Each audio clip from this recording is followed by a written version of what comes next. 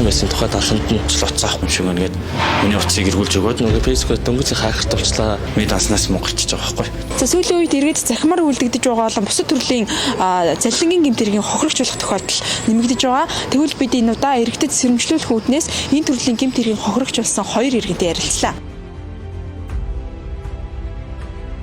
Тухайн үед бол 2025 оны 9 сарын яг өдөр нь гэвэл 4 мөлөө 5-ны өдөр л байсан.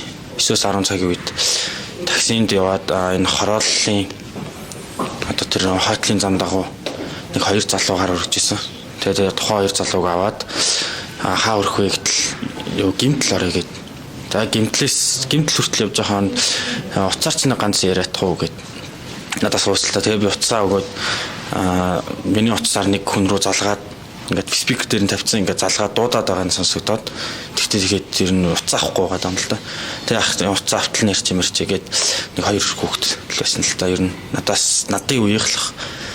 Тэгээд тэр хоёр ингээд миний утсаар ингээд яриад нөгөө нь уцаа авахгүй ингээд явж байгаад гимтэл орсон чинь за жоохон цаашаа яваа сапар орчих гээд тэгээ сапарогийн тэнд ер нь бол буусан. Тэгээ буухынхаа өмнө болохоор за болцлоо уцаа авахгүй юм шиг нэгээд миний утсыг эргүүлж өгөөд тэгээ тэр хоёр буугаал явсан. Би жоохон машина хөдөлгөөл яг явж байхад миний данснаас мөнгө гарчиж байгаа байхгүй. Гайхаад юу мөнгө гарчиж байгаа вэ гэд хараад харсан Tokyo application-аас ингээд ийм зүйл аваад энэ данс руу шилжсэн байна гэд. Тэгээ тухайн үед нь за би ийм юу ер нь өмнө ингээд бас жоохон мэдээлэлтэй байдаг байсан болохоор үзээж шууд цагдаа 102 руу хандсан л та. Уцаар тэгээ 102 руу хандгаад кибер гэмтэгтэй тэмцэх газрын ийм дугаараа тэгээ таны мэдээлэл хүлээж авлаа гэд кибер гэмтэгтэй тэмцэх газарт ирээд яг одоо тухайн дансанд нь ингээд цагдаагийн зүгээс бол нэг барилт хийцэн байна. Одоо миний данснаас мөнгө гараад нэг данс руу орох тэр дансанд барилт хийцэн байна. Тэгээд тийм болохоор одоо таны мөнгийг ингээд гаргаад өгөх боломжтой. Тэгээд тухайн дансныхын эзэмшигч хичийг олно гэж л ер нь жоохон хугацаа авсан. Бусдаар бол ер нь тэгээд айгүй хурдан асуудал шийдэгцээ.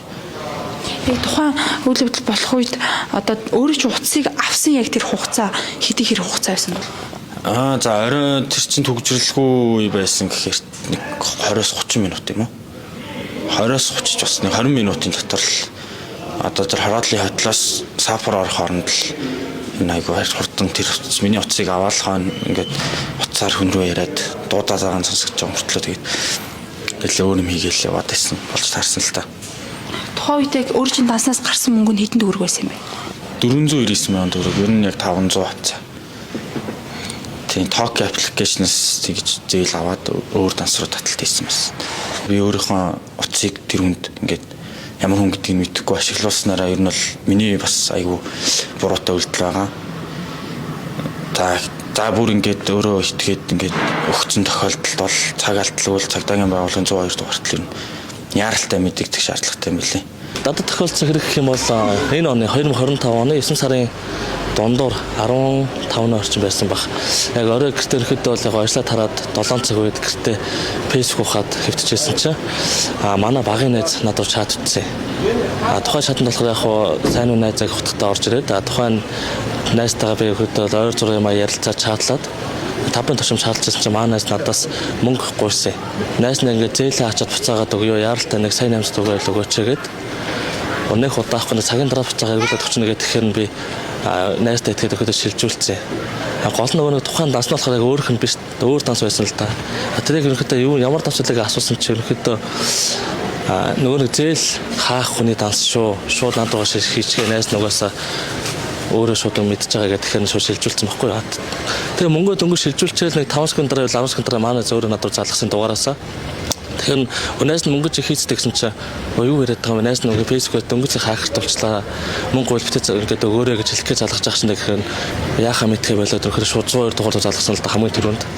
Тэгэхээр 102-оос бол яг хуу таны өрөөл гомдлох хүлээж авлаа. Бид нар цааш нь кибер гэмтэгтэй тэмцэх газарт ингээд өрөлдөж чинь ингээд шилжүүлээ ингээд хэлсэн. Миний мөнгийг зарцаасан байсан тухайд алханд нь 100-аас мэддэг цуулмаас зарцаасан байлээ. Тэгээд ерөөхдөө сая мөнгө буцаагаал гаргуулад аваад явчихсан л та. Хөөрлөө багтуулж явчихсан.